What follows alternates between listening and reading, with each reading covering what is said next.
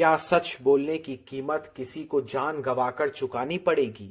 क्या पत्रकारिता के बिना जमहूरियत जिंदा रह सकेगी? पुलिस तो इसे सड़क दुर्घटना में हुई मौत करार दे रही है, लेकिन जिस सुलभ ने अपनी मौत से सिर्फ एक दिन पहले एडीजी प्रयागराज जोन को पत्र लिखकर अपनी हत्या की आशंका जताई थी, वो उनके पीछे छूटे परिवार को क्या जवाब देंगे?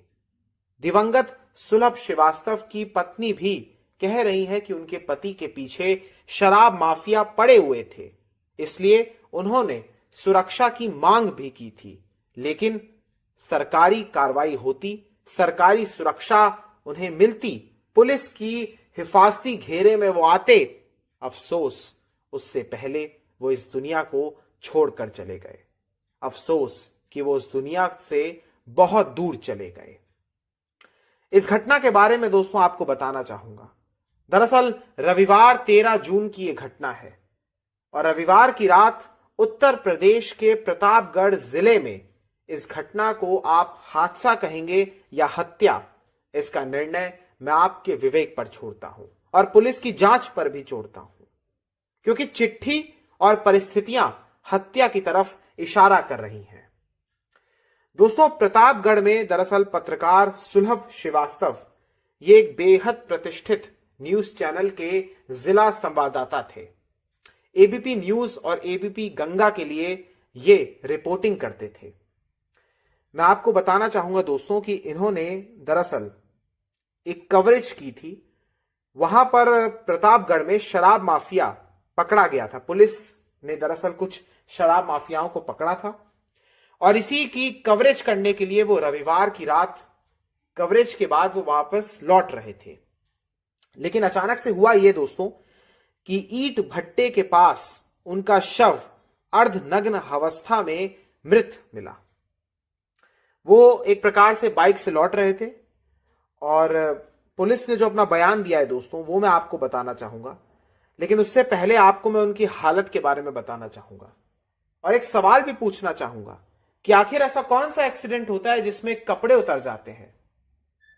उनकी जो हालत थी, जो मैंने तस्वीर देखी है, वो तस्वीर यहां पर मैं नहीं साझा करना चाहता क्योंकि वो विचलित कर सकती है आप सबको। लेकिन दरअसल उस तस्वीर में उनके कपड़े तक उतरे हुए थे। अर्धनग्न, जैसा मैंने आपको बताया, उस हालत में वो मिले थे, उस अवस्था में वो मिले थे। आखिर ऐसा कैसे हो गया? यहां पर दोस्तों आपको मैं पुलिस का बयान भी पढ़कर बताना चाहूंगा। दरअसल पुलिस ने इसको एक प्रकार से एक सामान्य हादसे के तौर पर प्रदर्शित किया है। पुलिस की ओर से दरअसल यह बात कही गई दोस्तों कि दरअसल कोतवाली नगर के सुखपाल नगर कटरा चांद ईंट भट्टा के पास सड़क के किनारे पोल और हैंडपंप से टकराकर मोटरसाइकिल जिस पर ये सवार थे सुलभ श्रीवास्तव, वो दरअसल गिर गए और गंभीर रूप से घायल हो गए, जिन्हें वहां पर मौजूद लोगों द्वारा सड़क से हटाकर किनारे पर लाया गया और उनके मोबाइल के कॉन्टैक्ट सूची से संबंधित कॉन्टैक्ट्स को सूचित किया गया तथा एम्बुलेंस बुलाकर जिला अस्पताल प्रतापगढ़ भेजा गया। उपचार के दौरान डॉक्टरों द्वारा उन्हें मृत घोषित कर दिया गया। यह बयान दोस्तों उन्होंने दिया है। साथ ही साथ मैं आपको एक बात और बताना चाहूंगा, उस चिट्ठी का जिक्र भी करना चाहूंगा। उस चिट्ठी में ही एक प्रकार से एक बेहद अहम कड़ी छिपी हुई है, क्योंकि पत्रकार सुलभ श्रीवास्तव ने अपनी जान को खतरा बताया था। उन्होंने आशंका प्रकट की थी। मैं आपको बताना चाहूंगा दोस्तों कि उन्होंने जो चिट्ठी लिखी, इस समय आप अपनी स्क्रीन पर देख रहे हैं, इस चिट्ठी में दरअसल उसका मैं एक अंश आपको पढ़कर सुनाना चाहूंगा। उसमें लिखा है दोस्तों, ये दरअसल एडीजी प्रयागराज जोन को उन्होंने लिखा है एड्रेस करते हुए, और इसमें उन्होंने लिखा है कि श्रीमान जी, विगत 2 दिनों से जब भी मैं घर से बाहर किसी कार्य से निकलता हूं तो मुझे ऐसा प्रतीत होता है कि कोई मेरा पीछा कर रहा है। सूत्रों और चर्चाओं के आधार पर मुझे ऐसा लगता है कि कुछ शराब माफिया जो मेरी खबर से नाखुश हैं, मुझे अथवा मेरे परिवार को कोई भी नुकसान पहुंचा सकते हैं। मेरा परिवार भी काफी डरा और सहमा हुआ है। अतः श्रीमान जी, आपसे सादर अनुरोध है कि मामले की जांच कराकर प्रार्थी और परिवार की जान माल की सुरक्षा के लिए जाने हेतु संबंधित को निर्देशित करने की कृपा करें। प्रार्थी सुलभ श्रीवास्तव। ये उन्होंने दोस्तों लिखा था दरअसल, और बस आपको मैं क्या बताऊं कि ये खत उन्होंने दरअसल अपनी मौत से सिर्फ एक दिन पहले लिखा था।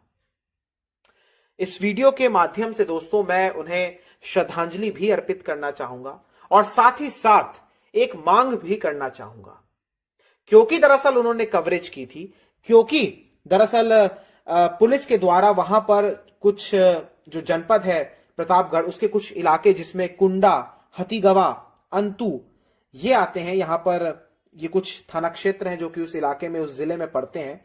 वहां पर जब पुलिस की छापेमारी की गई तो वहां पर अवैध शराब का जखीरा और फैक्ट्री भी पकड़ी गई थी और उसकी कवरेज के लिए पत्रकार गए थे। अब यह बहुत ज्यादा संभव है कि वो जो आरोपी थे जिन्हें गिरफ्तार किया गया, उन्होंने किसी गुर्गे को कह दिया हो कि तुम इसे ठिकाने लगा दो, क्योंकि ऐसा हमने हर जगह देखा है। ऐसा होता है कि लोग रंजिश पाल लेते हैं और फिर वो किसी की जान तक लेने को आमादा हो जाते हैं। इसलिए यहां पर मैं पुलिस से भी निवेदन करूंगा कि इस मामले को बंद ना करें, बल्कि निष्पक्ष और स्वतंत्र जांच करें। और अगर पुलिस की जांच से परिवार खुश नहीं है और वो सीबीआई की जांच मांगता है, तो मैं इस वीडियो के माध्यम से सीबीआई की जांच के भी निवेदन करना चाहूंगा प्रदेश सरकार से और केंद्र सरकार से भी। हमारी सरकारें हमारे पत्रकारों को संरक्षित और सुरक्षित करने की जिम्मेदार हैं, क्योंकि पत्रकार कहीं ना कहीं समाज और देश के भीतर जो भी गलत काम होते हैं या जो भी अन्याय होता है, जो भी अपराध होता है, उसे सामने लाने का काम करता है। और अगर किसी भी पत्रकार को उसकी ईमानदारी का ये सिला मिलेगा, तो फिर शायद इस देश में लोग सच बोलने से डरेंगे, झिझकेंगे। इसलिए पत्रकार महोदय को इंसाफ मिलना चाहिए, न्याय मिलना चाहिए, उन्हें भी और उनके परिवार को भी। सिर्फ मुआवजा देकर या इस मसले को क्लोज कर इसे निपटाना नहीं चाहिए। इंसाफ की जीत होनी चाहिए। बहुत बहुत शुक्रिया, धन्यवाद।